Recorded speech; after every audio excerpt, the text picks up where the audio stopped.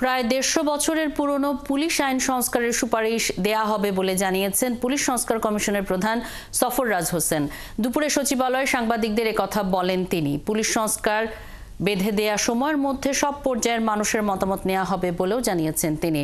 পুলিশকে জনগণের আস্থায় নিতে সংস্কার কমিশন কাজ করবে বলেও জানান সফররাজ হোসেন। আমরা কাজ শুরু করেছি এবং আমরা অ্যাকচুয়ালি গত কয়েকদিন হলেই নিজেরা ইনফর্মাল আলাপ করেছিলাম। তো সময় আমাদের যেহেতু লিমিটেড 3 মাস, খুব বেশি বাড়াতে পারবো না, খুব বেশি সম্ভব হবে না। আর সুপারিশ হবে 3 ধরনের। একটা হলো সংক্ষিপ্ত সময় যেটা ওনারা করতে পারবেন, সরকারের যারা ইচ্ছুক হলে ওনারা সন্তুষ্ট হলে খুব দ্রুত এমনকি ছোটোখাটো আইনও পাস করতে পারবেন অর্ডিন্যান্সের মাধ্যমে, খুব সহজ। আর রুল তো আরও সহজ। রুল পাস করার জন্য এই যথেষ্ট, মানে এখানকার যিনি দায়িত্বপ্রাপ্ত মন্ত্রী, যিনি অ্যাডভাইজার, উনি যথেষ্ট। অনুমোদন রুল চেঞ্জ করা যায়।